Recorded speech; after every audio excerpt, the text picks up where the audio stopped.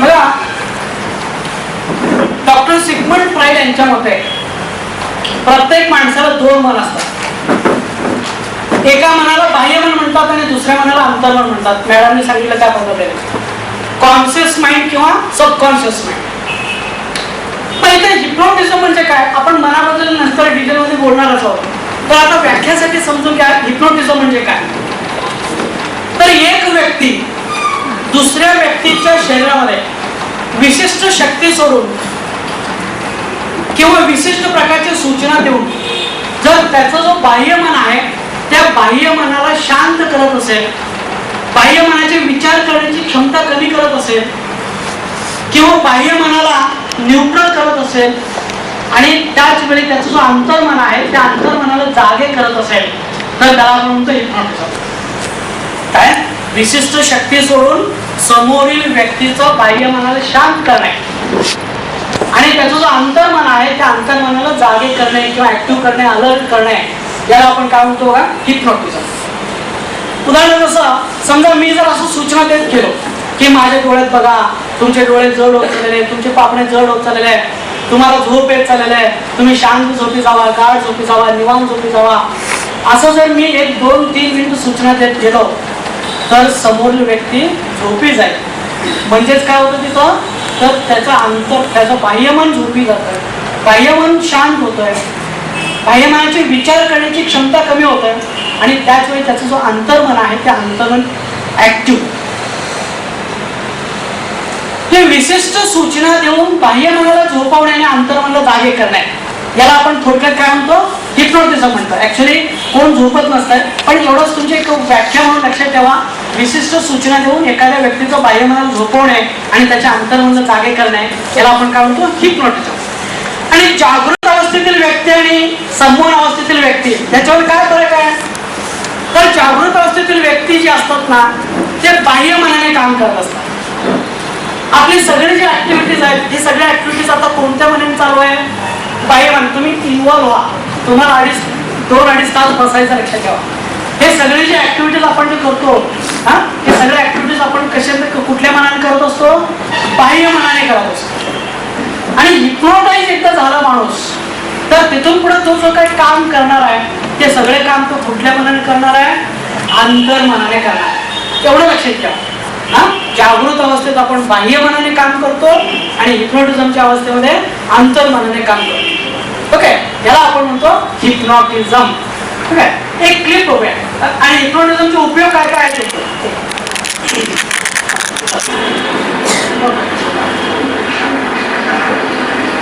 हे हिप्नोटिझम आहे.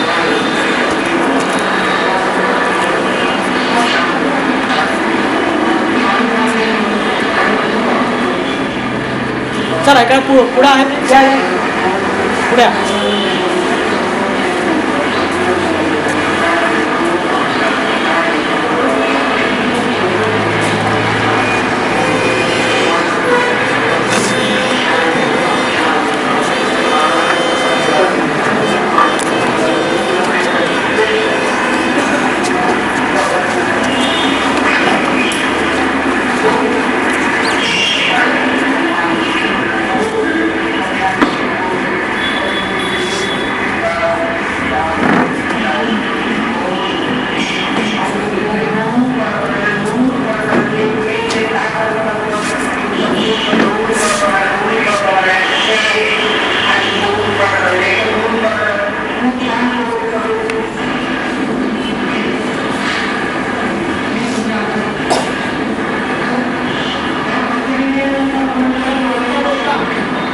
इकडे बोलता बोलता सुद्धा हिप्नोटाइज करता येतो लोकांना.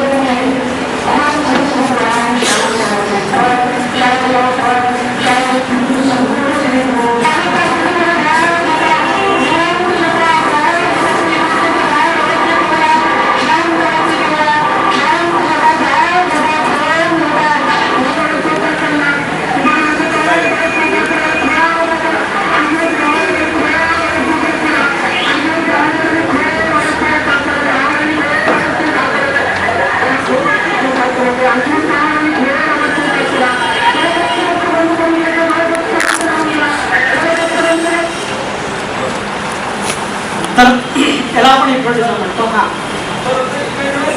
होतं होते इन्स्टंट करतात. नाही काय करायचं होतं मी करून दाखवलं नंतर करणार. चेअर्स असतील तर इकडे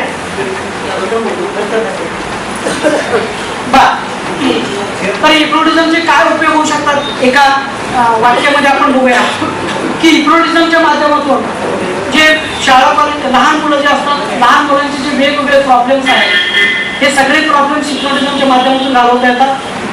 विद्यार्थ्यांचे प्रॉब्लेम्स घालवता येतात. अंधश्रद्धा निर्मूल करता येते. गुन्हेगारांच्या संशोधनासाठी भ्रष्टाचारासाठी त्याच्यानंतर अतिंद्रिय शक्ती विकास करण्यासाठी इच्छा पूर्ण करण्यासाठी करमणुकीसाठी आणि मानसिक आणि मनोशारीरिक विकार घालवण्यासाठी हिप्नोटिझमचा वापर होतो. मी एक्सप्लेन करत नाही त्याला कमीत कमी 3 तास जाईल. हिप्नोटिझमचा उपयोग काय आपण डायरेक्टली विकारकडे जाऊया. आजचा विषय विकार आहे. बघा विकार म्हणजे काय तर असं म्हटलं जातंय की any imbalance created in mind body और soul is called as disease.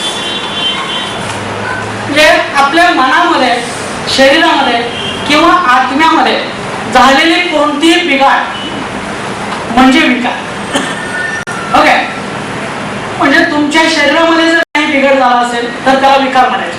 मनामध्ये काही डिस्टर्बन्स क्रिएट झाला असेल विकार म्हणायचे किंवा आत्म्यामध्ये काही डिस्टर्बन्स क्रिएट झाला असेल त्याला विकार म्हणतात. म्हणून डिसीज हे कसा शब्द पडलेला आहे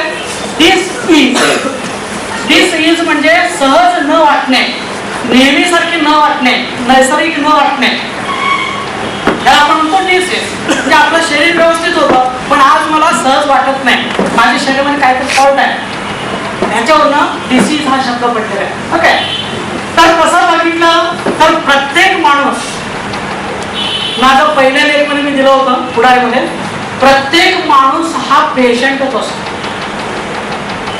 अगदी राष्ट्रपतीपासून एखाद्या पेशंट ज्याला आपण म्हणतो इथपर्यंत सगळीच पेशंट असतात. सायकोलॉजिकली आपण जेव्हा बोलतो स्ट्रिक्टली सायंटिफिकली जेव्हा आपण बोलतो तेव्हा सगळे पेशंट असतात. कारण प्रत्येकाच्या मनामध्ये नाहीतर शरीरामध्ये कुठंतरी काहीतरी दोष असतोच. म्हणून या डेफिनेशनच्या प्रमाणे प्रत्येक माणूस हा थोड्याफार प्रमाणामध्ये पेशंट असतो. फक्त ज्याचा पर्सेंटेज जास्त आहे ज्याला आपण पेशंट म्हणतो आणि ज्याचं पर्सेंटेज कमी आहे त्याला आपण पेशंट म्हणत नाही नॉर्मल माणूस म्हणतो. पण सगळे पेशंट असतात लक्षात घ्या. ज्याला राग येतो जो इच्छा व्यक्त करतो जो आनंद व्यक्त करतो जो दुःख व्यक्त करतो हे सगळे जे भावनेमध्ये जो अडकून आहे जो भावनेचा वापर करतो तो माणूस पेशंटच असतो लक्षात घ्या. आणि भावनेच्या पलीकडे जो जगतो तो पेशंट नसतो तोच खरं निरोगी असतो.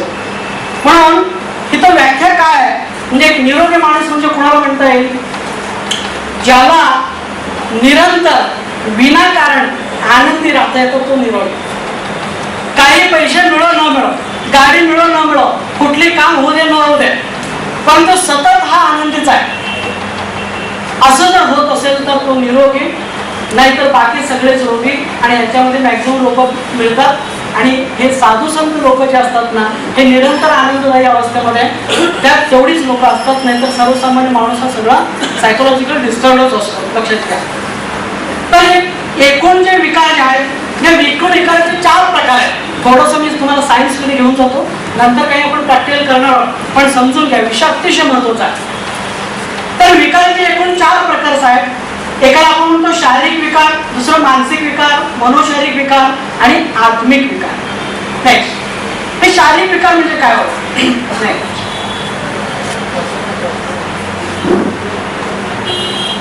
बघा, काही कारणाने जर तुमच्या शरीरामध्ये काही डिस्टर्बन्स क्रिएट झाला असेल, तुमच्या शरीरातील अवयवामध्ये काहीतरी इम्बॅलन्स झाला असेल, तर त्याला आपण म्हणतो शारीरिक विकार.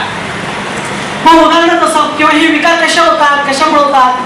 तर रोग जंतूमुळे हे विकार होतात, दूषित पाणी पिल्यामुळे विकार होतात, किंवा आणखीन असे बरेचसे कारण आहेत. त्या कारणामुळे हे विकार होत असतात, हे शारीरिक विकार होत असतात. मग शारीरिक विकारमध्ये सर्दी आहे, ताप आहे, कावीळ आहे, अपेंडिक्स आहे, ब्रेन ट्युमर आहे, हातपाय फ्रॅक्चर होणं आहे, हे सगळेचे सगळेचे विकार आहेत ते शारीरिक विकारमध्ये मोडतात. आणि यांच्यावरती उपाय काय आहे? तर औषधोपचार आज सध्या उपलब्ध आहेत. सर्दी, ताप, कावीळ, अपेंडिक्स, ब्रेन ट्युमर याच्यासाठी औषध आज सध्या उपलब्ध आहे. ओके, पुढचा विकार बघू आपण. मानसिक विकार म्हणजे काय? हा सगळा विषय महत्वाचा आहे. बघा, काही कारणाने जर तुमच्या मनामध्ये डिस्टर्बन्स झाला असेल तर त्याला आपण म्हणतो मानसिक विकार. नेहमीसारखं मन राहत नाही, आनंदी राहत नाही, काहीतरी डिस्टर्बन्स आहे, टेन्शन आहे, चिंता आहे, काळजी आहे, चिडचिडपणा आहे, राग आहे, असं काहीतरी डिस्टर्ब झालेलं आहे, मन इम्बॅलन्स झालेलं आहे, असं होत असतील तर त्याला आपण काय म्हणतो? बघा, मानसिक विकार झालेला आहे. मग हे मानसिक विकार कोणकोणत्या कारणाने होत असतात? त्याचे 2-3 प्रमुख कारण आहेत. बघा, एक काय कारण आहे?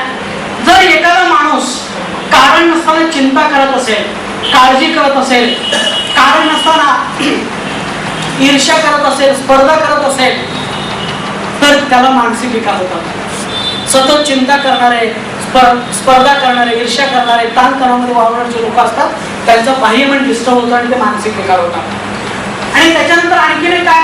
जर समजा काही एखाद्या माणसाच्या जीवनामध्ये काही वाईट प्रसंग घडले असतील, कोणाच तर प्रेम बंद झालेलं आहे, बिझनेसमध्ये लॉस झालेला आहे, कुणीतरी अपमान केलेला आहे, असं काहीतरी फार मोठं नुकसान झालेलं आहे त्याचा, किंवा जवळच्या व्यक्तीचा ऍक्सिडेंट झालेला आहे, मृत्यू झालेला आहे, आणि हे वाईट घटना जर एखादा माणूस वारंवार आठवत असेल, माझ्या जीवनामध्ये असं झालं, माझ्या जीवनामध्ये तसं झालं, असं स्वतः तेच तेच तेच विचार करत असेल तर त्याचा बाह्यमन डिस्टर्ब होतं आणि मग मानसिक विकार होतात.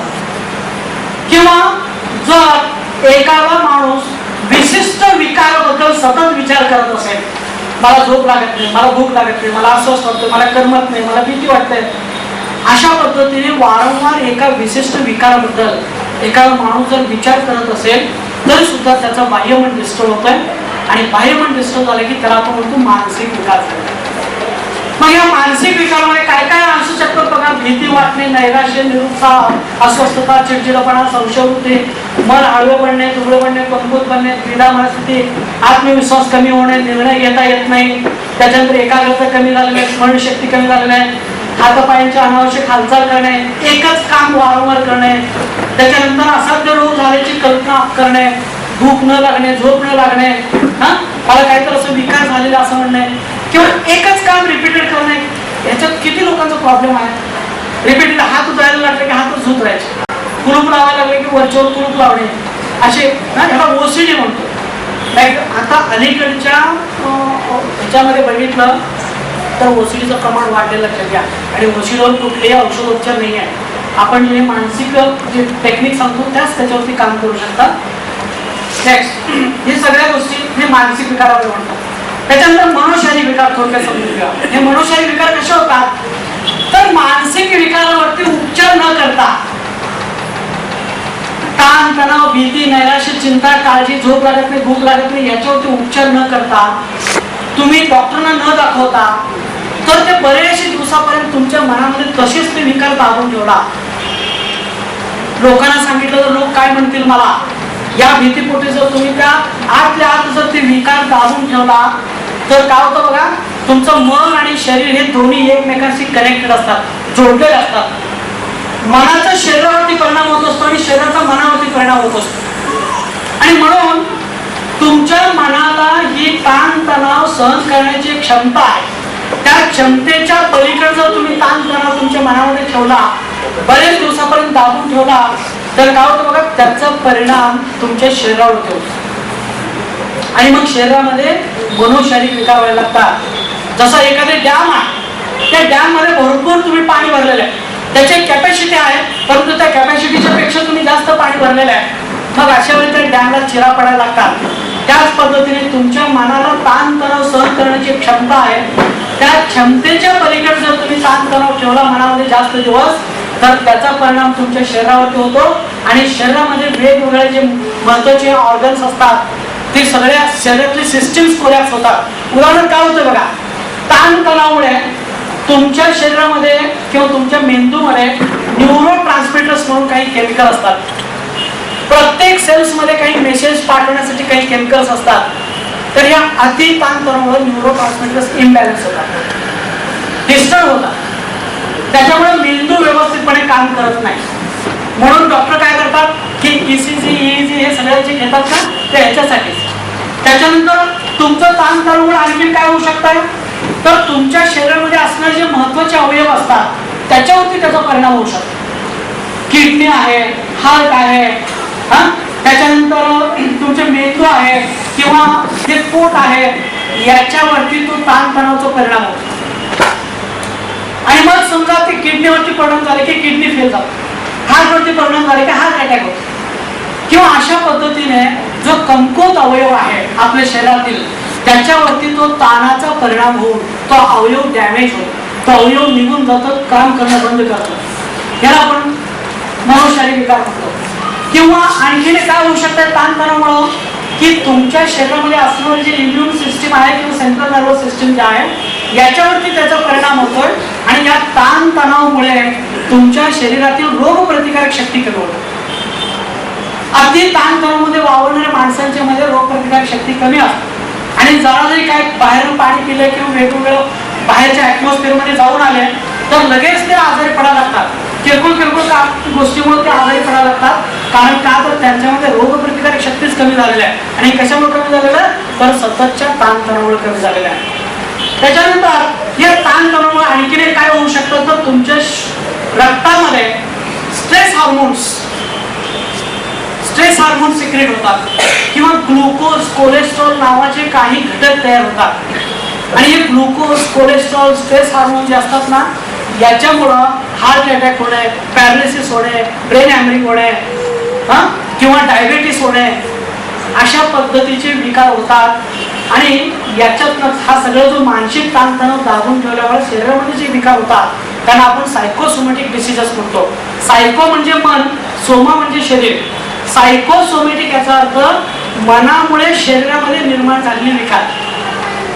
मग हे विकार कुठले कुठले आहेत, मग हे विकार आहे ऍसिडिटी आहे, अल्सर आहे, डोकेदुखी आहे, चक्कर येणे आहे, दमा आहे, हस्तकंप आहे, त्वचारोग आहे, लठ्ठपणा आहे, त्याच्यानंतर मासिक पाळीच्या तक्रारी, मूल न होणे, नेक्स्ट त्याच्यानंतर हे BP आहे, शुगर आहे, पॅरालिसिस आहे, ब्रेन हॅमरेज आहे, हार्ट अटॅक, हे सगळ्यांना आपण म्हणतो सायकोसोमॅटिक डिसीजेस.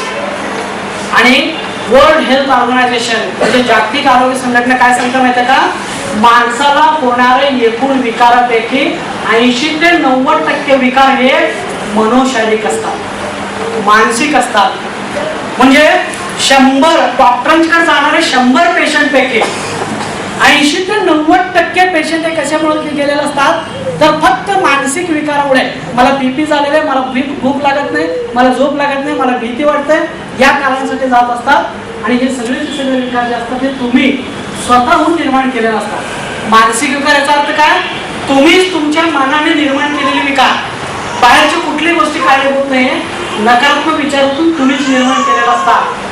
तर इथं या विकारावरती उपचार काय, तर मानसिक आणि मित्रांनो लक्षात घ्या, मानसिक आणि मनोशारीरिक विकारावरती 100% उपचार करण्यासाठी किंवा कायमस्वरूपीसाठी हा विकारापासून मुक्त करण्यासाठी आजपर्यंत मार्केटमध्ये औषधोपचार उपलब्ध नाही. जे तुम्ही बीपी शुगरसाठी औषध घेता त्याच्यातनं 100% तुम्ही त्या विकारापासून मुक्त होत नाही. तुम्हाला टेम्पररी त्या आहे त्या स्थितीमध्ये ते औषध ठेवत असतात. या विकार मनात नंतरच्या पॉईंटमध्ये आपण बघणार आहोत. तर इथं नेमकं हार्ट अटॅक कसा होतो, मानसिक ताणतणावामुळं एक व्हिडिओ व्हीसीडी बघूया. तर मानसिक ताणतणावामुळे जे कोलेस्ट्रॉल तयार होतात त्या कोलेस्ट्रॉल काय करतात नेमकं हार्ट अटॅक कसे होतात ते आपण बघूया. Coronary arteries are the blood vessels which supply the heart with oxygen and nutrition. Over time, the inside of these arteries develop fibrofatty plaques of different sizes. These plaques are made of cholesterol and other substances floating. हे cholesterol तुमच्या रक्तवाहिन्यांच्या मध्ये साठून राहतात, त्याच्यातनं हृदयाकडे पुरवठा होणारं रक्त कमी होतं, त्याच्यातनं हार्ट अटॅक. हा प्युअरली मानसिक विकार. The hard surface can crack or tear, exposing the soft, fatty inside. When this happens, platelets come to the area, and blood clots form around the plaque. The artery narrows further. याला आपण blockage असतो. There is less room for blood to flow through the artery. Finally, this results in the occlusion of the coronary artery, resulting in the death of the surrounding heart muscle. The patient experiences tightness, heaviness, or constriction in the chest. मानसिक ताणतणावामुळे जे stress hormones तयार होतात किंवा cholesterol जे तयार होतात या रक्तवाहिन्यांच्या मध्ये जाऊन साठून बसतात. तिथून पुढे रक्त वाहणे कमी होतोय आणि ज्याच्यामुळे हे सगळे प्रॉब्लेम्स क्रिएट होऊ शकतात. नेक्स्ट, त्याच्यानंतर आपण एक महत्त्वाचं बघूया की आत्मिक विकार. ऍक्च्युअली हे आत्मिक विकार जे आहे कुठल्याही मेडिकल डिक्शनरीमध्ये नाही आहे. याच्यावरती संशोधन होणं गरजेचं आहे. अजून संशोधन झालेलं नाही आहे, परंतु एक फार मोठ्या प्रमाणामध्ये हा विकार आहे. पण आत्मिक विकार म्हणजे काय बघा, जर बघा समजून घ्या, हा विकार तुम्हाला कुठेही ऐकायला मिळणार नाहीये, परंतु या विकार मॅक्झिमम लोकांच्या मध्ये बघायला मिळतात. जर समजा तुमच्या आत्म्यामध्ये किंवा चक्रामध्ये किंवा तुमच्या ऑरामध्ये वलयामध्ये जर काही दोष असेल, शरीरामध्ये 7 चक्र असतात, तर त्या 7 चक्रामध्ये काहीतरी दोष असेल किंवा तुमच्या ऑरामध्ये काहीतरी दोष असेल तर त्यावेळी हे आत्मिक विकार होऊ शकतात. त्याच्यानंतर आणखी एक कारण काय बघा, आत्मिक विकारचं मुख्य कारण काय, तर तुमच्या मागच्या जन्मी जर काही वाईट घटना घडल्या असतील, काही तीव्र घटना घडल्या असतील, दुःखद घटना घडल्या असतील, भयंकर घटना घडल्या असतील, तर त्या घटना तुमच्या आत्म्यामध्ये पास्ट लाईफ इम्प्रेशन म्हणून शिल्लक राहतात. त्या घटना पास्ट लाईफ इम्प्रेशन म्हणून ते शिल्लक राहतात आणि त्या शिल्लक राहिलेली जी काही इम्प्रेशन आहे त्याच्यामुळं तुम्हाला या जन्मी त्रास होतो, या जन्मी त्याचा त्रास होतो. हे मानसिक विकार आत्मिक विकार होण्यामध्ये 2 महत्वाची कारण काय, तर आत्मचक्र किंवा आवरामध्ये इम्बॅलन्स असणे आणि दुसरं सर्वात महत्वाचं विकार काय, तर मागच्या जन्मी काहीतरी वाईट घडलं असेल तर त्याच्यातनं आता सध्या तुम्हाला त्रास होतो. मग याचे उदाहरण काय काय आहे बघा, तर जर एखाद्या माणसाला वारंवार एकच प्रकारचं स्वप्न पडत असेल, कोणतरी गळा दाबत आहे, उंचीवरून पडून मृत्यू होत आहे किंवा आणखी असं काहीतरी ऍक्सिडेंट होऊन मृत्यू होत आहे, असे वारंवार एकच प्रकारचं जर स्वप्न तुम्हाला पडत असेल तर समजून घ्या तो जो विकार आहे तो विकार तुमचा या जन्मीचा नाहीये, मागच्या जन्मीचा विकार आहे. त्याच्यानंतर जर समजा तुमच्या मनामध्ये लहानपणीपासून एकच प्रकारचे विचार वारंवार येत असतील, कुठले एकच प्रकारचे विचार वारंवार येत असतील तर ते मानसिक विकार असो अथवा आत्मिक विकार असू शकतात. किंवा तुम्हाला लहानपणीपासून वेगवेगळ्या गोष्टींची भीती वाटत असेल, लोकांची भीती, गर्दीची भीती वाटत असेल, प्रवासाची भीती वाटत असेल, प्राण्यांची भीती वाटत असेल, उंचीची भीती वाटत असेल, त्याच्यानंतर आणखीन अशी वेगवेगळ्या प्रकारची भीती वाटत असतील अगदी लहानपणीपासून, असं जर असेल तर समजून घ्यायचं हा आत्मिक विकार आहे, मागच्या जन्मीचा विकार आहे. आणि त्याच्यानंतर तुम्ही कितीही धडपड करून सुद्धा तुम्हाला यश मिळत नसेल, तुमच्या मनासारखे काम होत नसतील, तुम्हाला पैसा मिळत नसेल, मान सन्मान मिळत नसेल, तुमच्या जीवनामध्ये सतत काही ना काही कटकटी होत असतील, सगळं काही व्यवस्थित आहे, घरामध्ये गाडी आहे, बंगला आहे, पैसा आहे, तरी सुद्धा भांडण चालूच आहेत, काही ना काही कटकटी चालूच आहेत, कोणाचा तरी दरवर्षी मृत्यू होतोय, अशा काहीतरी घटना घडतात.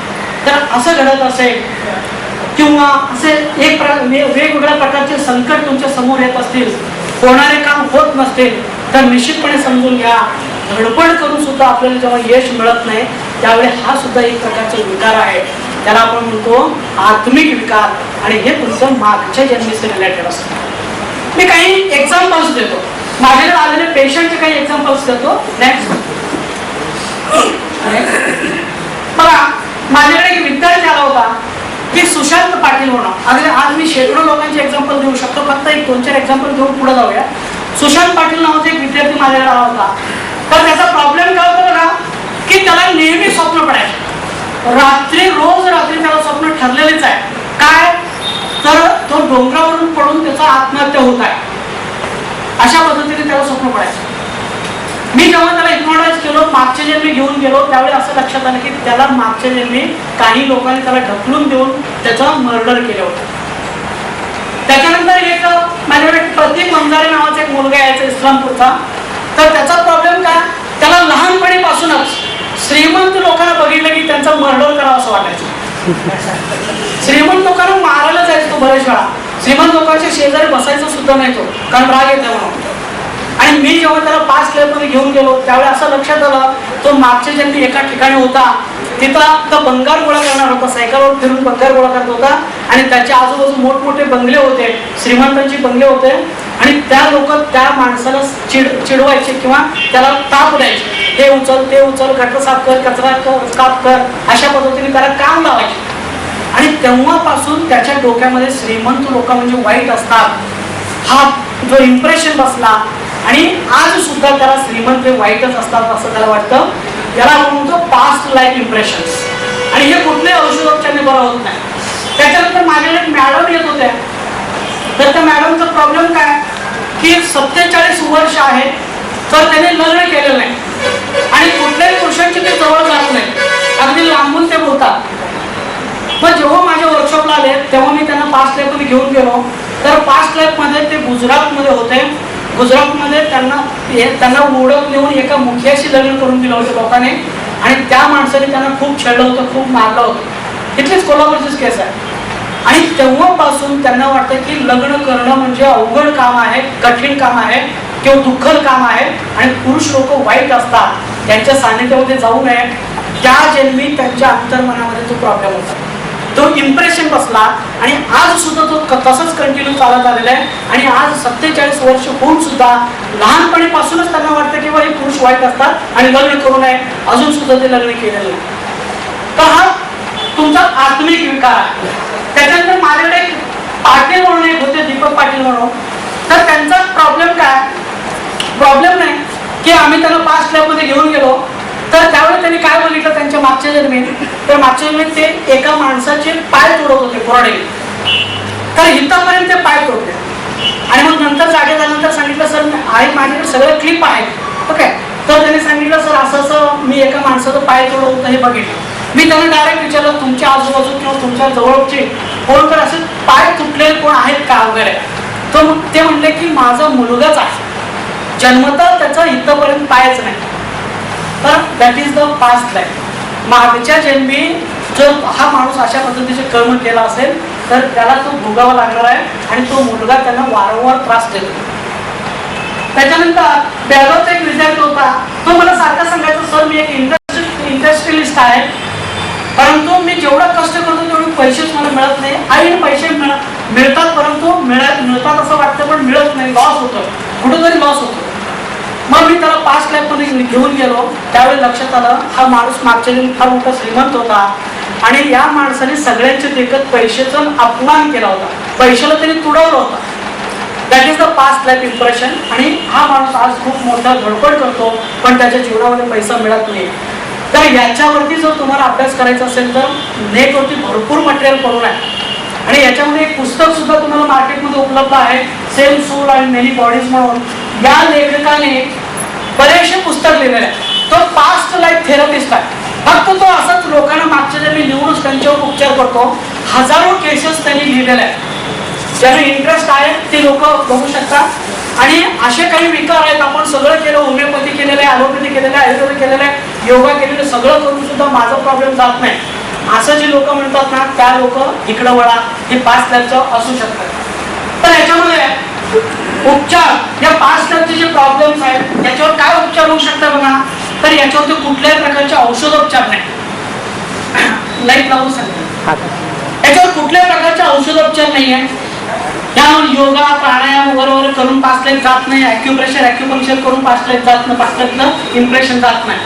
मग याच्यावर काय केलं पाहिजे, याच्यावर आहे ते म्हणजे पास्ट लाईफ थेरपी नावाचं एक टेक्निक आहे.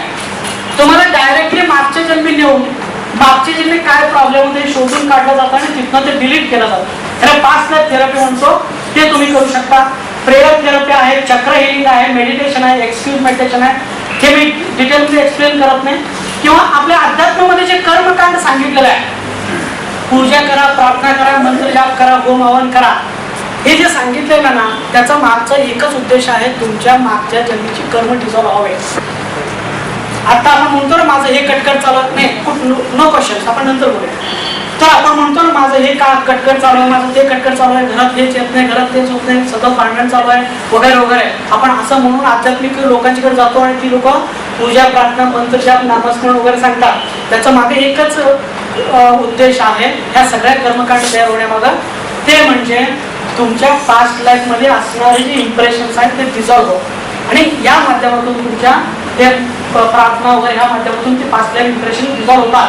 किंवा साधं तुम्हाला एखाद्या संतांचा आशीर्वाद जरी मिळाला तरी सुद्धा पास्ट लाईफचे इम्प्रेशन हे डिझॉल्व होत असतात. पूर्वीचे संत लोक आशीर्वाद द्यायचे, हा तथास्तु वगैरे वगैरे सगळे जे आशीर्वाद आहेत हे फक्त त्यांच्या पास्ट लाईफ डिझॉल्व करून त्यांना चांगलं जीवन जगण्यासाठी ते मदत करत होते. आपण एक व्हिडिओ क्लिप बघूया. हे फक्त संतांच्या एखाद्या चमत्कारावर विश्वास होऊ शकत नाही. याचं कारण असं की त्यांच्या अक्कलेवर विश्वास ठेवतात.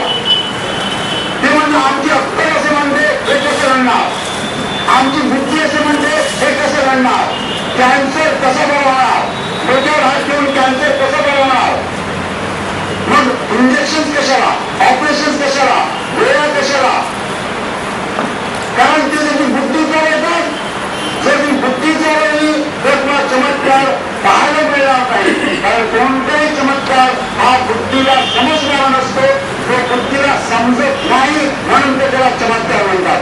अशक्कार आला एखाद्या मनुष्य माझ्याकडे आला आणि तुम्हाला म्हणाला म्हणजे मला कॅन्सर आहे, मी जर म्हणालो ठीक आहे डोळे बंद कर, मी प्रार्थना करतो तू बरा होशील, ते सांगेल काय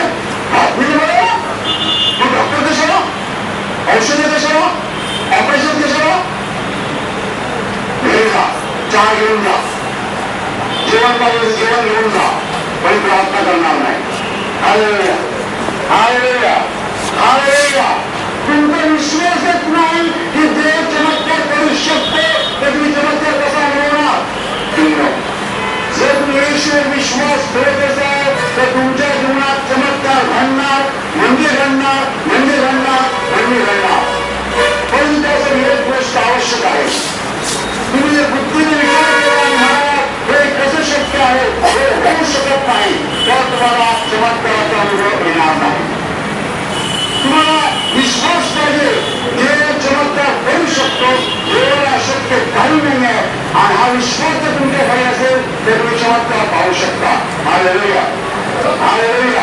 4 महिन्याआधी अचानक या मुलाच्या पायातली शक्ती निघून गेली, तो चालू शकत नव्हता आणि त्याची वाचा निघून गेली. 4 महिने तो बोलू शकत नव्हता आणि चालू देखील शकत नव्हता. 4 महिने हा मुलगा बोलू शकत नव्हता आणि चालू शकत नव्हता.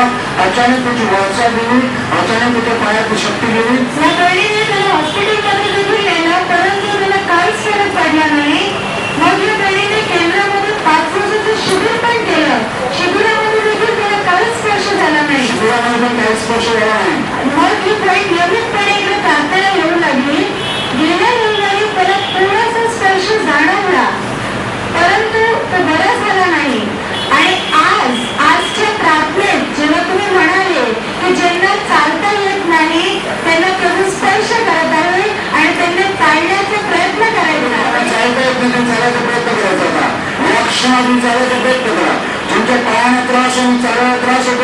या क्षणात काय चालायचा प्रयत्न करा. येशू तुम्हाला शक्ती देत आहे, येशू तुम्हाला शक्ती देत आहे, येशू तुम्हाला शक्ती देत आहे, येशू तुम्हाला शक्ती देत आहे. येशूच्या नावाने सांगू तुमच्या काय शक्ती आहे. शक्ती या गृहिणीने त्या मुलाला चालायला लावलं. त्याच वेळेला या मुलाला प्रभूचा स्पर्श झाला.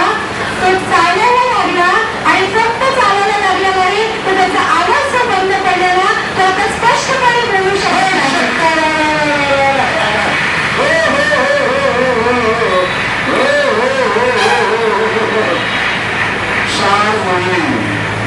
हा मुलगा बोलत नव्हता आणि जेवताना पियत नव्हता. 6 वर्षी चाललंय. 6 वर्ष चालला होता आणि पूर्वी अगदी बोलायचं शाळेत जायचा. पायाची शक्ती गेली. पुढे येतो परंतु तो पडला नाही.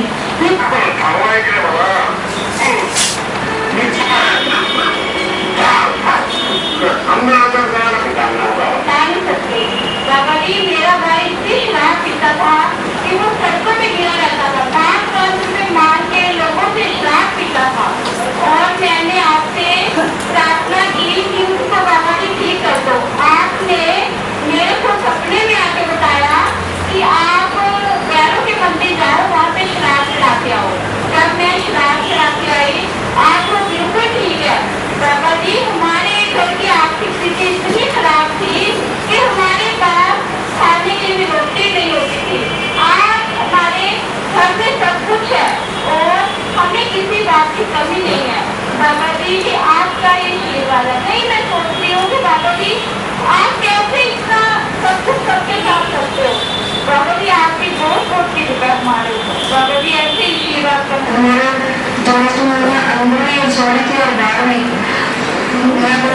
हॉस्पिटल से कोई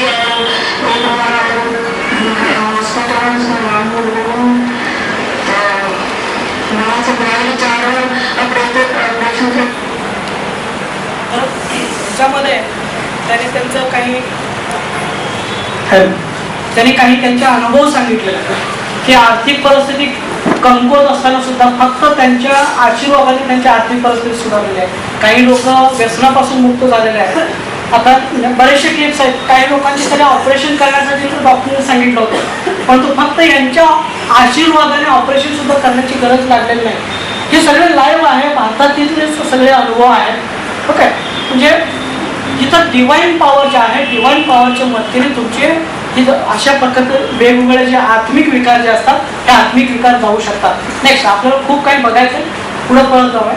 चला आता आपण काय करूया की मानसिक आणि मनोशारीरिक विकार एक्झॅक्टली कसे होतात आणि त्याच्या मागचा जो माइंड मेकॅनिझम आहे, हे माइंड मेकॅनिझम कशा पद्धतीचं आहे किंवा आपले विकारांचा आणि विचारांचा काय संबंध आहे हे आपण आता सायंटिफिकली समजून घेऊया आणि स्वतःलाच आपल्या विकारापासून मुक्त होता येईल का, त्यासाठी काय केलं पाहिजे हे सुद्धा आपण आज समजून घेऊया आणि काही प्रॅक्टिकल्स करूया. पण त्याच्यापूर्वी आपण थोडक्यात बघू की हे मन म्हणजे काय किंवा मन किती प्रकारचे आहे. तर मागाशी सांगितल्याप्रमाणे की प्रत्येक माणसाला 2 मन असतात. याच्यात मी व्याख्यावर द्यायला पसंत नाही. प्रत्येक माणसाला 2 मन असतात. त्याच्यातलं एका मनाला आपण म्हणतो बाह्य मन आणि दुसऱ्या मनाला आपण म्हणतो अंतर्मन. ओके, मनाची व्याख्या फिक्स नाही आहे किंवा मन आपल्या शरीरामध्ये कुठे आहे हे फिक्स नाही आहे. फक्त हे 2 मन आहेत हे ठीक आहे. चला नेक्स्ट. तर हे मन जे आहे हे मन एकमेकांशी कशा पद्धतीने कनेक्टेड आहेत बघा. इथून पुढचा सिलेबस अतिशय महत्वाचा आहे. हे विकार कसे होतात सायंटिफिकली आपण समजून घेतोय. मन एकमेकांशी कशा पद्धतीने कनेक्टेड आहे तर याला आपण म्हणतो बाह्यमन. पहिलं आपलं बाह्यमन आहे. बाह्यमनानंतर अंतर्मन आहे आणि अंतर्मन हे मेंदू नंतर शरीर आहे. तर हे बाह्यमन नेहमी मालक म्हणून काम करत असतं आणि अंतर्मनाला ते ऑर्डर देत असतं. त्याच्यानंतर अंतर्मन ते जे ऑर्डर्स आहेत ते मेंदूकडे पाठवत असतात आणि मेंदू जे आहे ते शरीराकडे पाठवत असतं. म्हणजे पहिल्यांदा सर्वात फर्स्ट जो आहे ते बाह्यमन आहे, त्यानंतर अंतर्मन, त्यानंतर मेंदू, त्यानंतर हे शरीर आहे. हा इक्वेशन तुम्ही लक्षात ठेवा, त्याचा उपयोग आपण नंतर करूया. नेक्स्ट. तर मनाचे काही 3 गुणधर्म मी सांगतो. हे मन कसे काम करतात आणि त्याच्यातनं हे विकार कसे होतात.